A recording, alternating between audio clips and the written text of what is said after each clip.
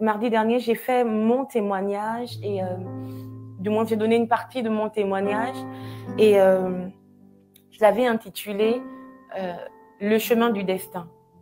Et aujourd'hui, je voudrais continuer sur le chemin, sur le destin. Voilà, sur le destin, mais le thème, si je peux le dire ainsi, d'aujourd'hui, c'est la voie, V-O-I-X, du destin, ou bien la voie du maître du destin. Amen. Je crois que le Saint-Esprit nous parlera, nous encouragera et nous fera du bien. Amen. Alors, je lis la parole de Dieu. Acte 9, à partir du premier verset, je lis.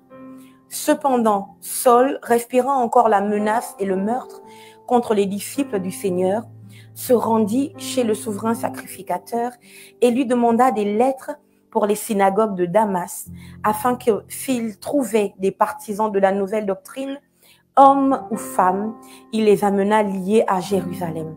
Comme il était en chemin et qu'il approchait de Damas, tout à coup, une lumière venant du ciel resplendit autour de lui. Il tomba par terre et il entendit une voix qui lui disait « Saul, Saul, pourquoi me persécutes-tu » Il répondit « Qui es-tu, Seigneur » Et le Seigneur dit « Je suis Jésus que tu persécutes.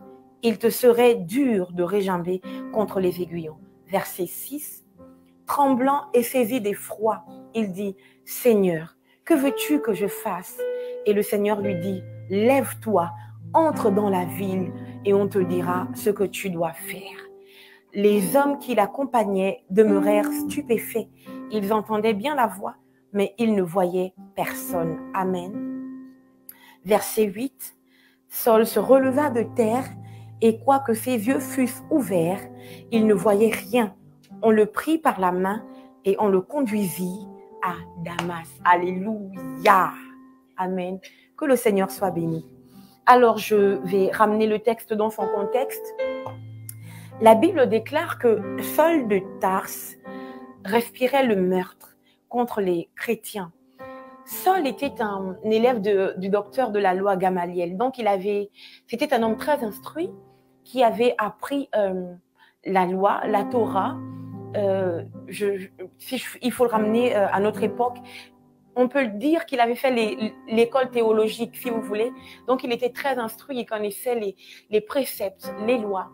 Et Saul est choqué et rempli de colère parce que des personnes sont, comme qui dirait, pour lui, apparaissent de nulle part et viennent apporter une autre doctrine que celle qu'il a appris. Donc, Saul entreprend donc de faire la guerre aux chrétiens. Il rentre alors dans une sorte de persécution de l'Église. Et dans son forfait de persécuteur, Saul décide de partir de Jérusalem pour la ville de Damas dans le but d'enfermer, d'emprisonner, de persécuter les chrétiens. Et c'est sur ce chemin que la vie de Saul va changer. Alléluia. C'est sur ce chemin que la vie de Saul va changer. J'ai dit qu'aujourd'hui, je parlerai de ce que j'ai appelé la voie du maître du destin ou la voie du destin.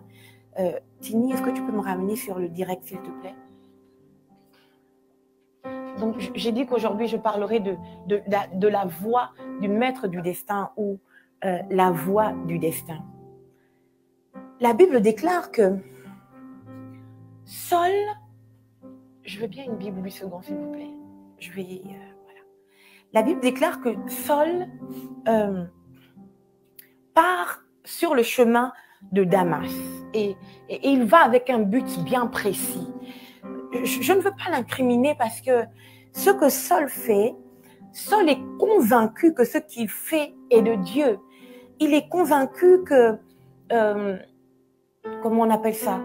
Il est convaincu qu'il est sur la bonne voie, qu'il est sur le bon chemin et que ceux qui croient dans le Seigneur Jésus-Christ ou bien ceux qui pratiquaient la nouvelle doctrine étaient complètement à côté de la plaque. Ils étaient complètement hors des lois, hors des préceptes de Dieu. Et donc, Saul estime que c'est à lui en fait, il veut mettre tout ce qui est, faire tout ce qui est en son pouvoir pour arrêter cette,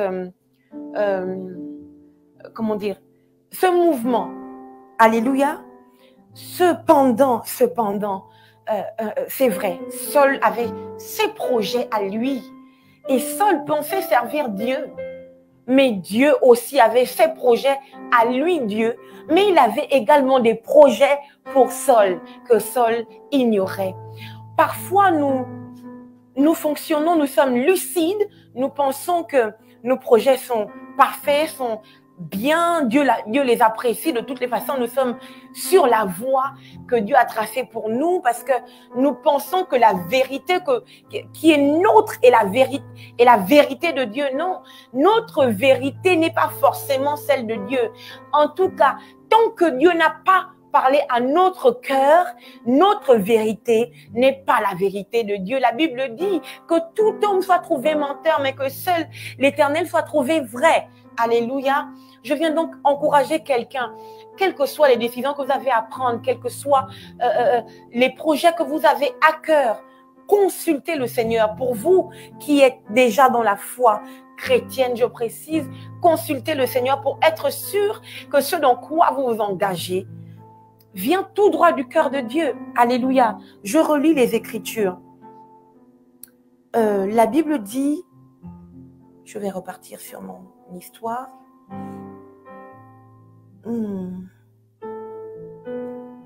Comme il était en chemin, alléluia, comme il était en chemin et qu'il approchait de Damas, tout à coup, une lumière venant du ciel resplendit autour de lui. Il tomba par terre et il entendit une voix qui lui disait « Saul, Saul, pourquoi me persécutes-tu » Comment le maître du destin agit dans notre vie? La première chose que vous devez comprendre à travers ces écrits, c'est que quand Jésus-Christ arrive, se manifeste à Saul, il l'appelle par son nom. Alléluia. Dieu l'appelle par son nom, comme pour dire que je te connais. Alléluia.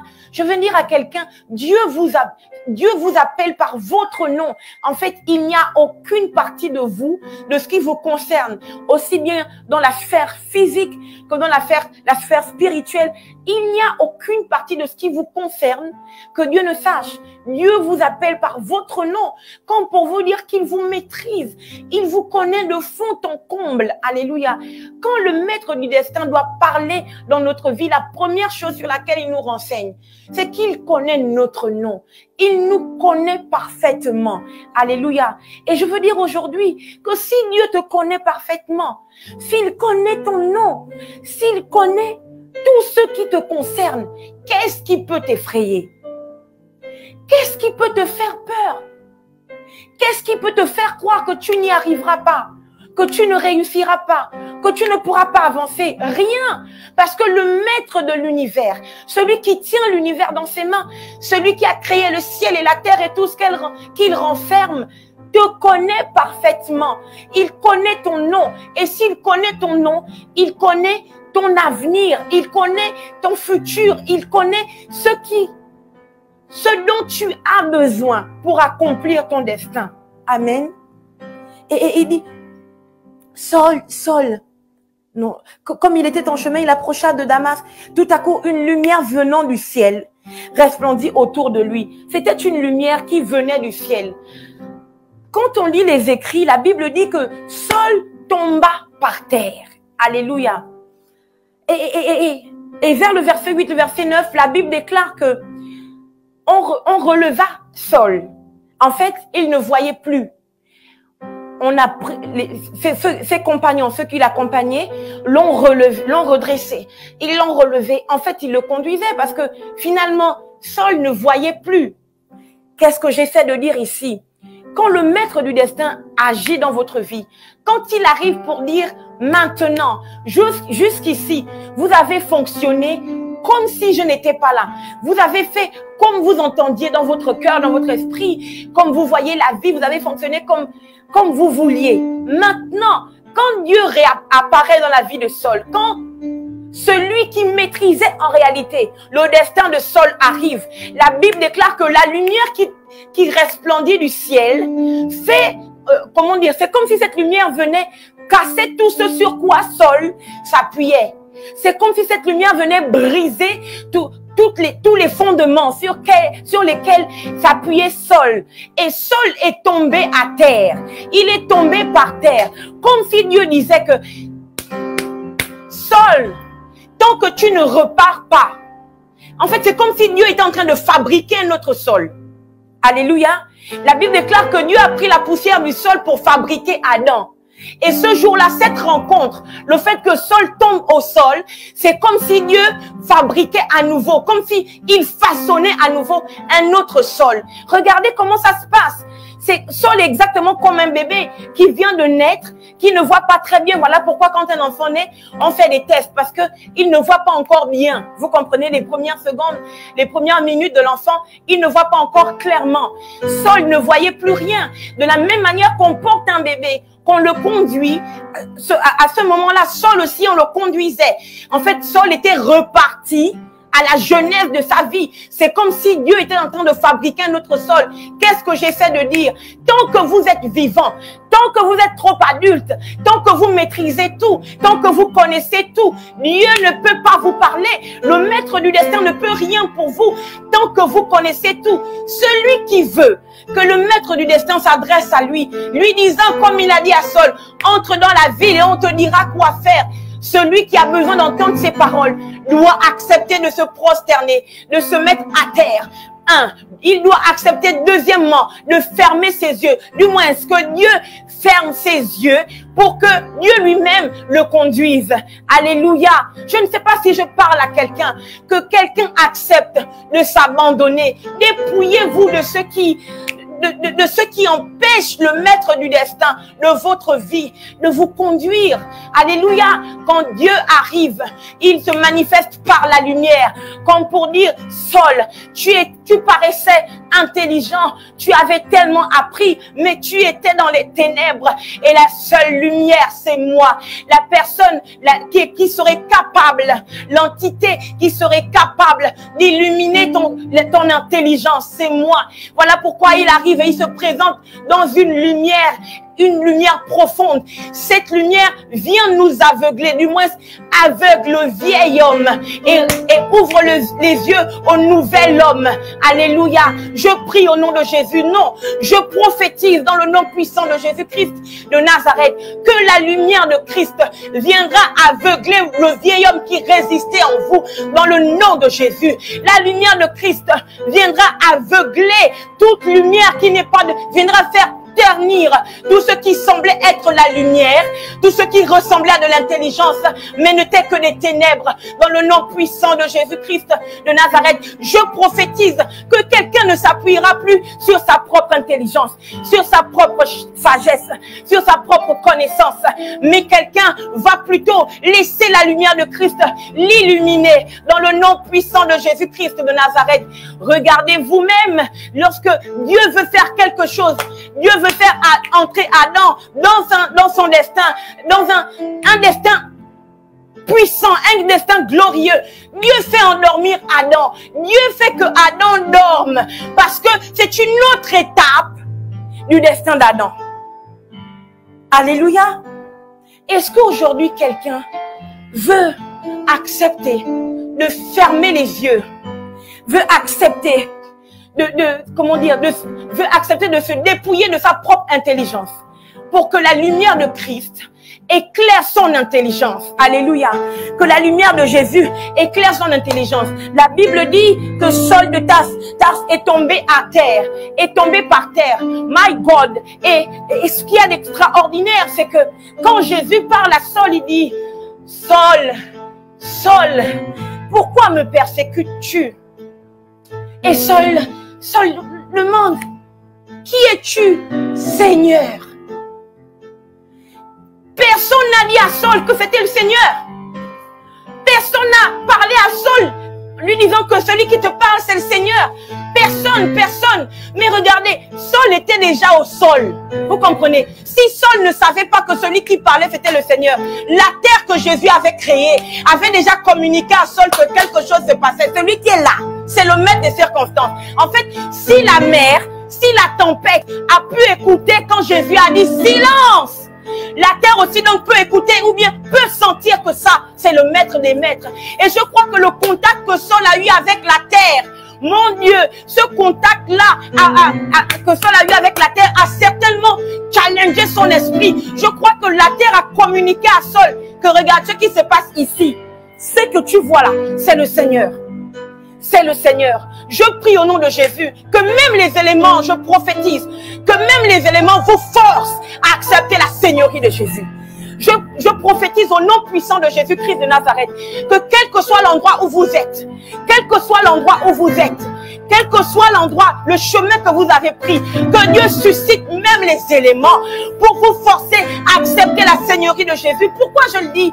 Je le dis parce que parfois quand nous avons connu un peu, nous perdons de vue que Jésus-Christ, même si nous pouvons rire devant lui, même si on peut le tutoyer, Jésus reste notre Seigneur.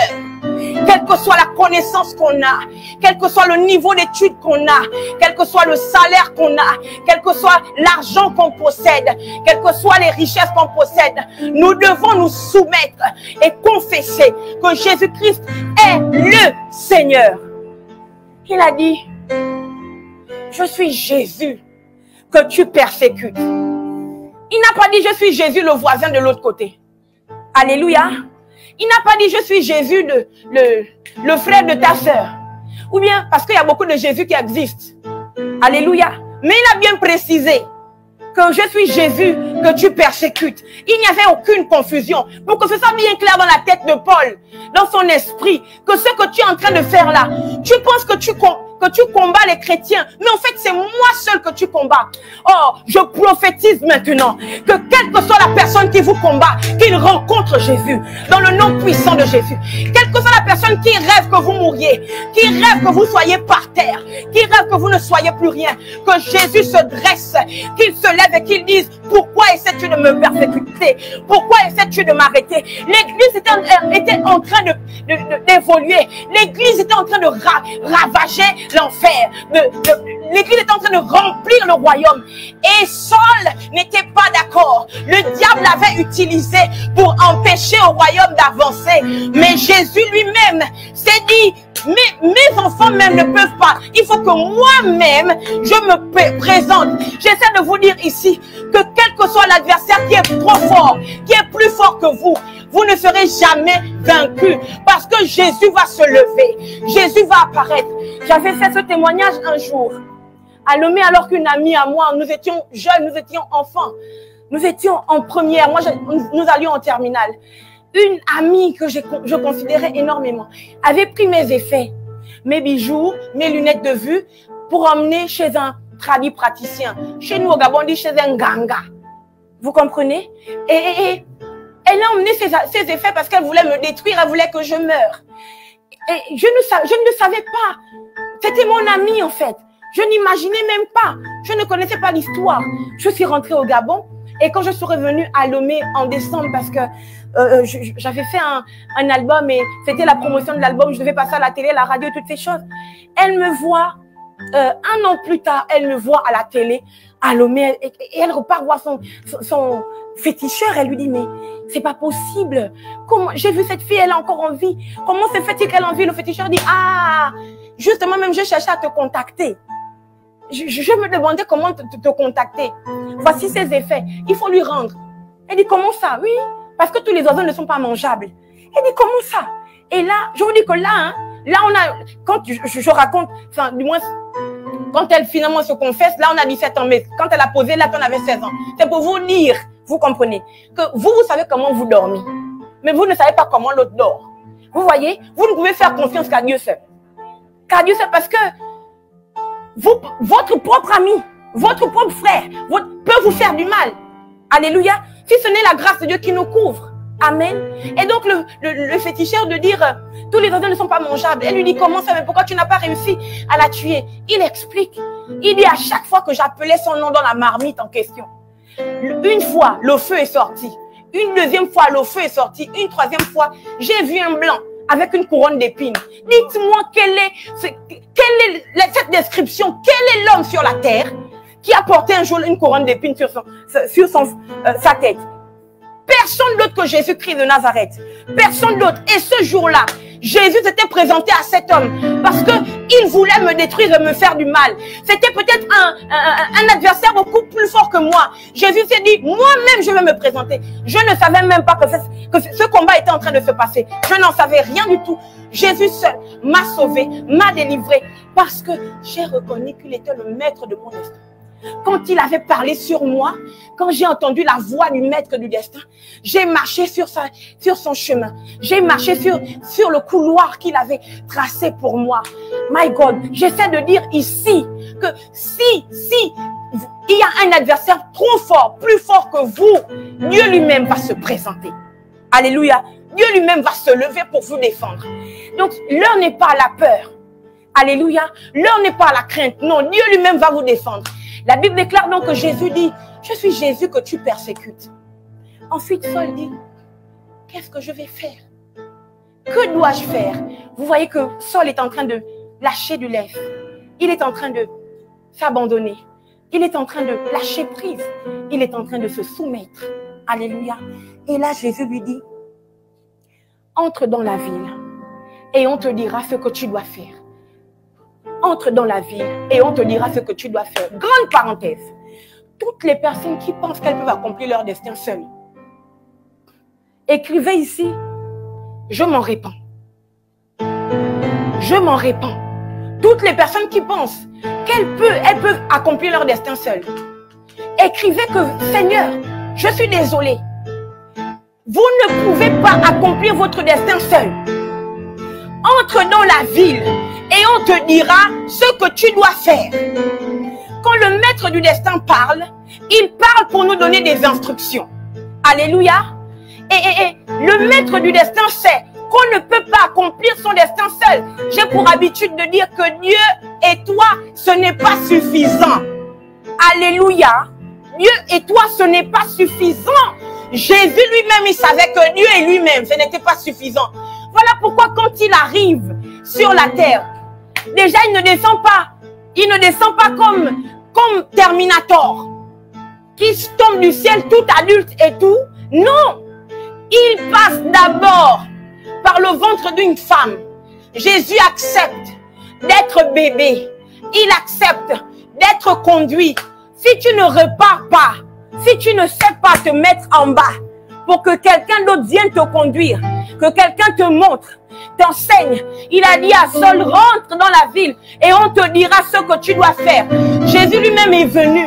Il ne s'est pas dit, oui, moi-même c'est Dieu. Je suis Dieu moi-même, allez, je fais mes choses. Non, non, non, non. Il a eu besoin des hommes pour accomplir le destin. On a besoin des hommes. Dieu est le Dieu du destin.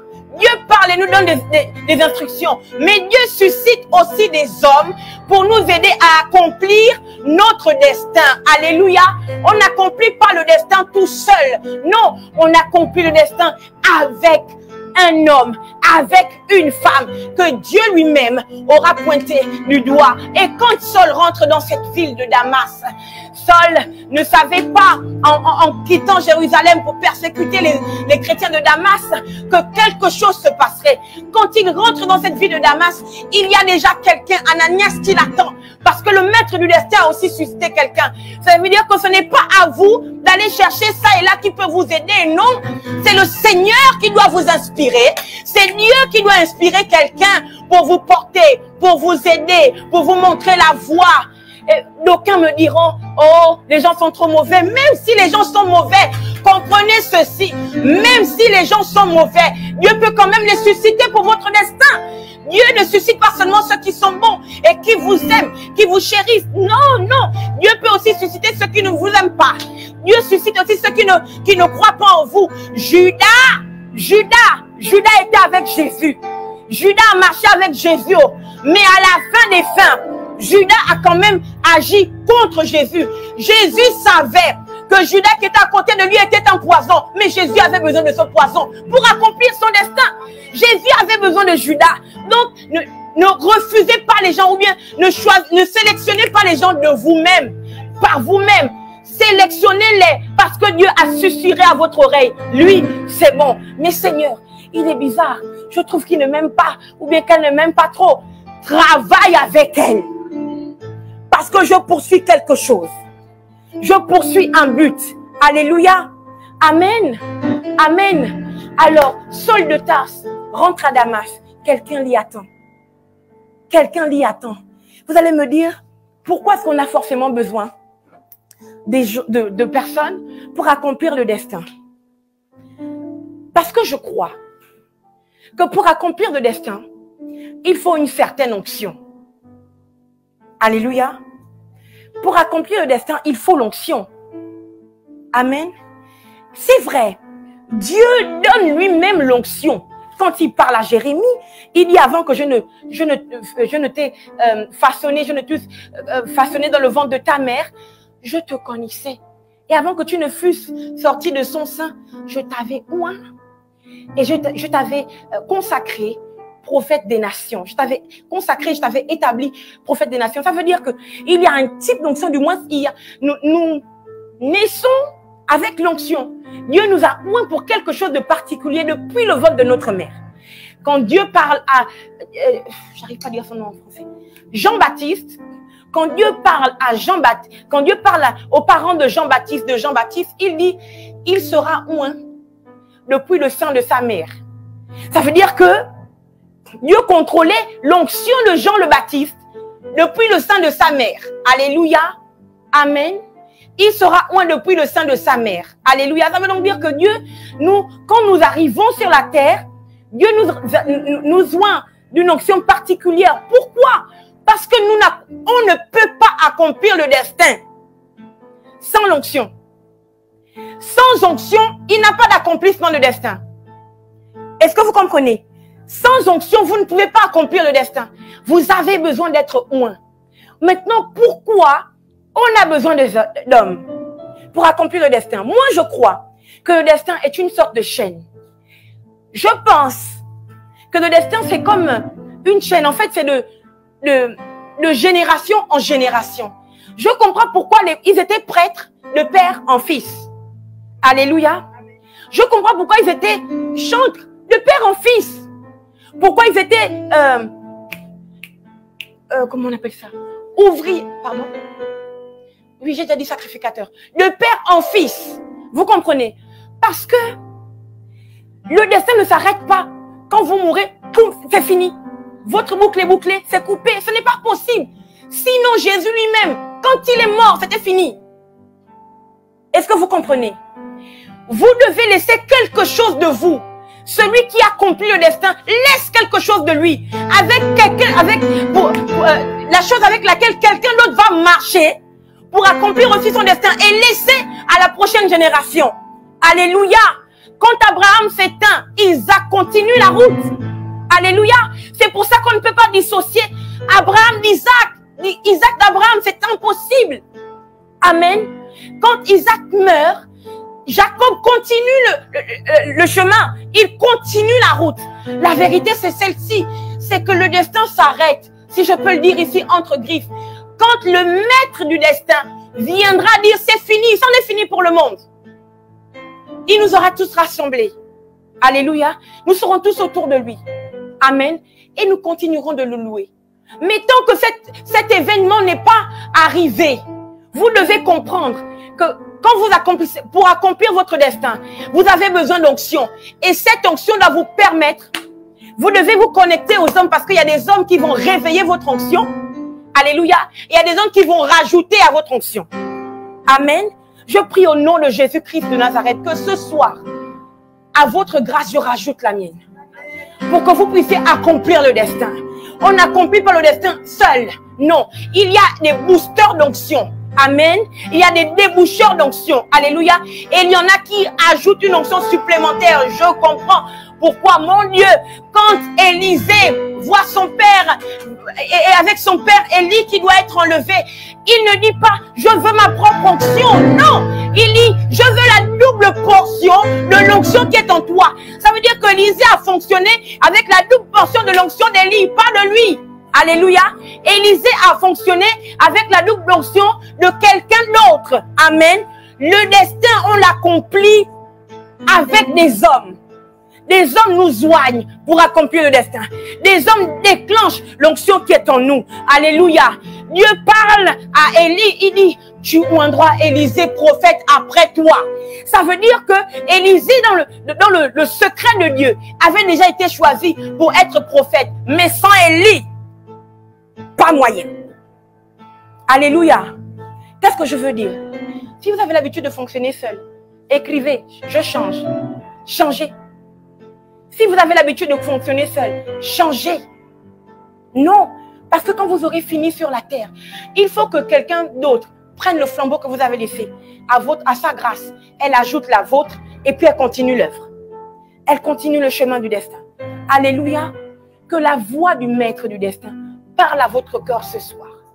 Que la voix du maître du destin parle à votre cœur ce soir. Alléluia. Celui qui veut entendre la voix du destin, celui qui veut entendre doit se soumettre. Jésus-Christ a attendu que Saul tombe au sol avant d'ouvrir sa bouche. Si vous êtes trop hautain, la tête trop levée, trop debout, Dieu ne parle pas. Alléluia. Si vous connaissez trop, tant que Saul, il connaissait trop, Dieu a dit, il faut d'abord le tacler qu'il tombe. Il faut qu'il se prosterne avant que je ne parle. Alléluia. Il faut qu'il connaisse une sorte de mort pour que la parole que je vais relâcher lui communique la vie. Parce que s'il est trop vivant, la parole de Dieu ne lui servira à rien. J'ai envie d'aller plus loin, de pousser, de dire que la parole de Dieu, c'est pour les morts. La parole de Jésus-Christ, c'est pas pour les vivants. Sa parole, c'est pour les morts. C'est pour ça que l'apôtre Pierre a dit, à qui irions-nous? Tu as les paroles de la vie. Ça veut dire que si nous nous déconnectons de toi, nous nous déconnectons de ta parole, mon Dieu, c'est même pas à qui irions-nous? On t'aime trop. C'est pas ce qu'il a dit. Alléluia. Il n'a pas dit à qui irions-nous? Tu es trop beau. À qui irions-nous? Tu es extrêmement gentil. À qui irions-nous? Tu es magnifique. Ce n'est pas ce qu'il a dit. Il a dit à qui irions-nous? Tu as les paroles de la vie. En fait, nous te suivons parce que tes paroles nous sortent de la mort et nous donnent la vie. Tes paroles font que, au lieu de continuer de marcher comme des morts vivants, nous allons marcher comme des vivants. Parce que c'est ta parole qui rentre à l'intérieur de nous, dans nos corps mortels, et qui redonne la vie à nos corps. Alléluia. À qui irions-nous? Regardez, ils n'ont même pas suivi Jésus parce que Jésus était très gentil. Jésus n'était pas gentil. Hein. Faites-moi confiance. Jésus n'était pas gentil parce que quand j'ai regardé la Bible, la gentillesse n'est pas dans le fruit de l'esprit. Alléluia. Jésus n'était pas gentil. Jésus était bon. Amen. Et la bonté, c'était aussi de dire, arrière de moi, Satan. C'était ça la bonté. La bonté, c'était aussi de dire, allons de l'autre bord, alors que tu sais qu'à cette heure de la nuit, à cette période, il y aura la tempête qui peut nous attraper. Qui peut nous coincer en pleine mer. C'était ça aussi la bonté de Jésus. La bonté de Jésus, c'était, il fait nuit en fait. C'est quand qu'on dort. Il dit, le Fils de l'homme n'a pas d'endroit où poser sa tête pour dormir. Tu es sûr que tu veux me suivre? C'était ça la bonté de Jésus. Avant que Pierre ne dise à qui irions-nous, tu as les paroles qui donnent la vie. Jésus a dit, si vous ne pouvez pas manger ma chair et boire mon sang, vous n'êtes pas digne, vous ne pourrez pas. C'était une parole dure, c'est ce que la Bible déclare. C'était une parole dure. Donc c'est pour dire que Jésus était très dur. Ses disciples ne l'ont pas suivi à cause de sa bonté. Ils l'ont suivi à cause de la parole. Parce que la parole de Jésus est relâchée que pour les morts. Pour tous ceux qui sont morts. C'est pour ça qu'il fallait que Saul ait un contact avec le sol, comme s'il était mort. Avant que le maître du destin ne parle, il faut que quand il vous regarde, vous ressembliez à un mort. Si vous êtes trop vivant, ça ne va pas agir sur vous. Mourrez dans votre propre connaissance. Mourrez dans vos propres ambitions. Alléluia. Mourrez pour que sa parole vous communique la vie. Alléluia. Je disais donc, je veux voir le texte, s'il vous plaît. Donc regardez, il tomba par terre et il entendit une voix qui lui disait, Saul, Saul, pourquoi me persécutes-tu? Il répondit, qui es-tu, Seigneur? Et le Seigneur dit, je suis Jésus que tu persécutes. Il te serait dur de regimber contre les aiguillons.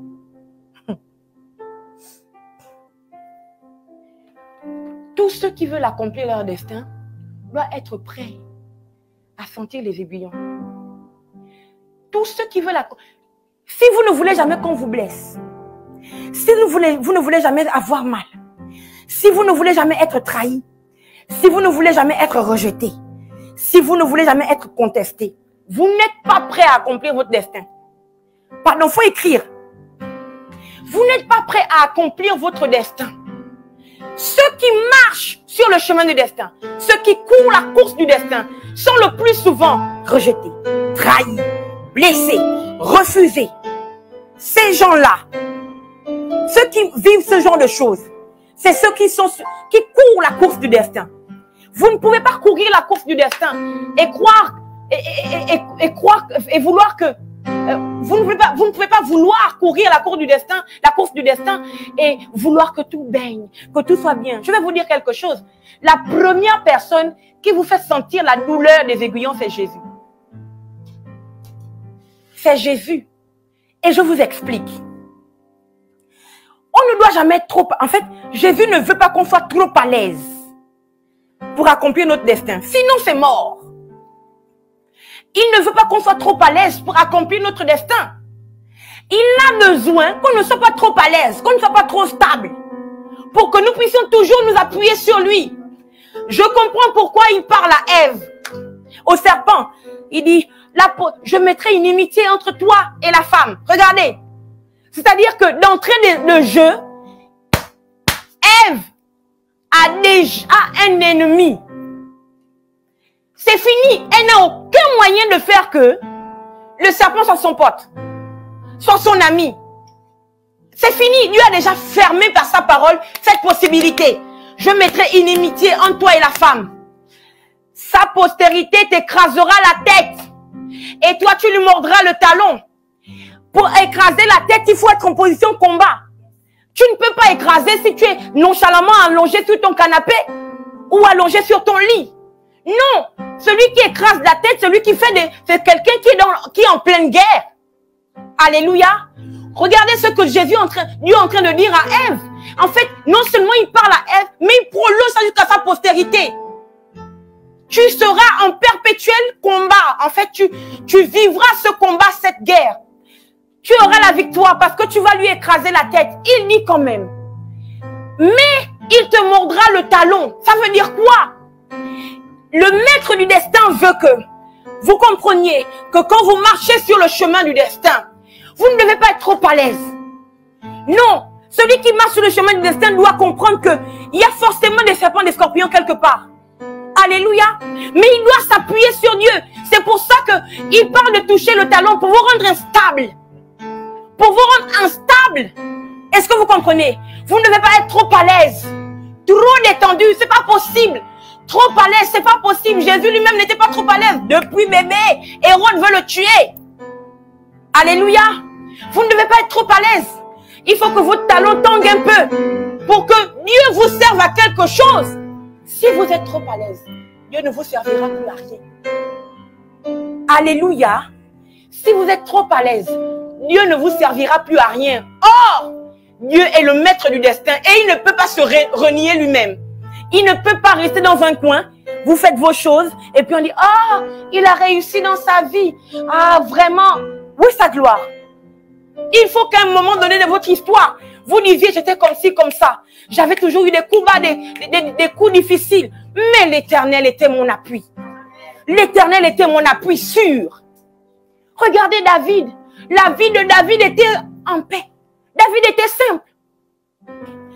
Je pense que vous savez bien qu'un homme normal ne peut pas tuer un lion à main nue. On est d'accord? Bien-aimé dans le Seigneur. Un homme simple ne peut pas tuer un ours à main nue. Alléluia. Avant que l'onction du destin ne tombe sur la tête de David, il était en paix. Mais quand l'onction est tombée, quand Samuel l'a oint, Il a commencé à rencontrer le lion et à le tuer. Rencontrer l'ours et à le tuer. L'onction a décuplé ses forces. Lui a donné des forces surnaturelles. Mais regardez, après l'épisode de l'onction par Samuel, la vie de David, il y a tout le temps des secousses. Il n'a plus jamais eu une vie tranquille, à l'aise, dans son coin. Il fait ses choses avec ses brebis. Non! Il fallait fuir Saül. Il fallait aller ici, aller là. Il y avait toujours un problème. Son fils se lève contre lui. Parce que Dieu devait toujours être l'appui de David.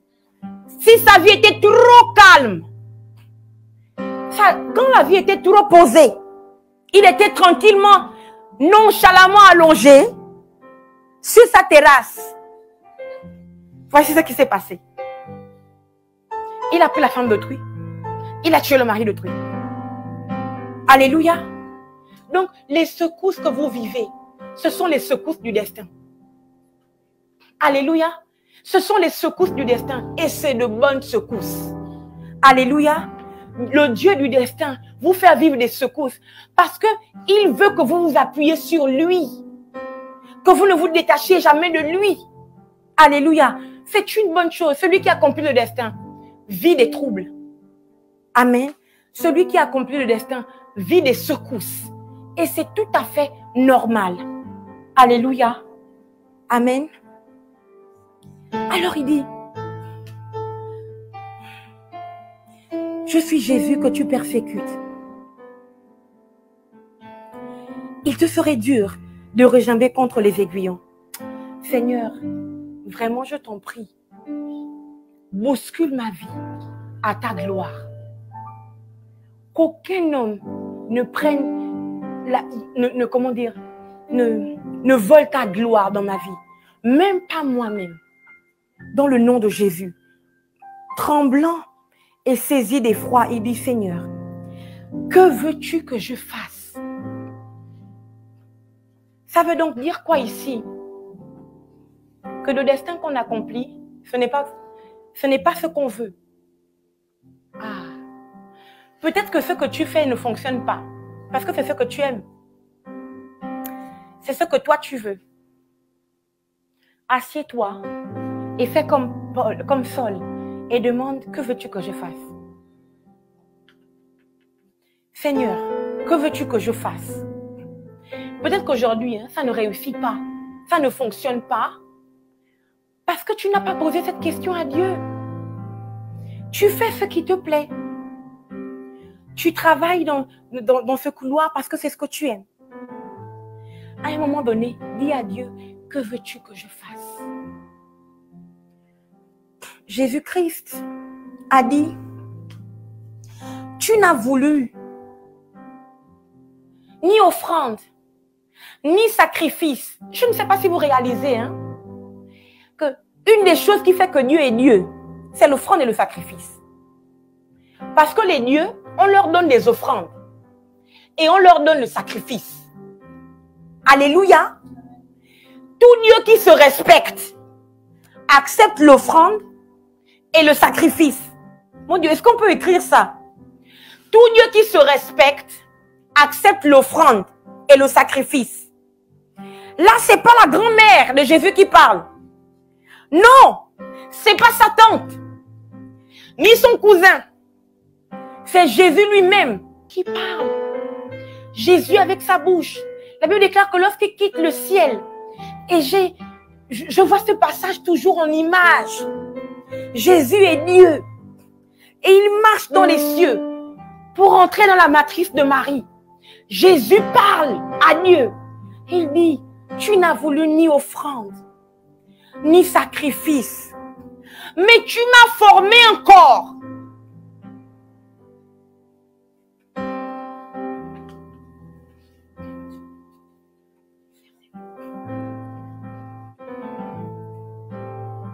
Regardez, Hébreux 10. Tu n'as voulu ni sacrifice, ni offrande, mais tu m'as formé un corps. Tu n'as agréé ni holocauste, ni sacrifice pour le péché. Alors j'ai dit, voici, je viens. Dans le rouleau du livre, il est question de moi. pour faire, oh Dieu, ta volonté. En fait, Dieu ne voulait pas les offrandes. Ça, c'est quel Dieu qui refuse l'offrande? Dieu ne voulait pas l'Holocauste. L'Holocauste était un sacrifice complètement consumé. Dieu ne voulait pas l'Holocauste. Il ne voulait pas d'offrande. Mais il voulait un corps. Il voulait un corps. Ma sœur, mon frère, le corps que tu as là, la chair que tu négliges là, avec les grands termes, comme l'apôtre Paul, la mort m'est un gain. La mort n'est pas un gain pour toi tant que tu n'as pas accompli ton destin. C'est pas un gain, ne cherche pas ça. Parce que Paul, quand il a dit que la mort lui est un gain, il avait fait beaucoup de choses. Alléluia. Dieu a refusé. Dieu a refusé l'Holocauste et le sacrifice. Parce qu'il voulait encore. Pourquoi? Pour accomplir sa volonté. Non pas la volonté de Jésus, mais la volonté de Dieu. C'est pour ça que Saul a dit, que veux-tu que je fasse? Le destin qu'on accomplit, si on veut accomplir son destin, nous devons refuser de faire ce que nous voulons faire. Mais nous devons accepter de faire ce que Dieu veut qu'on fasse.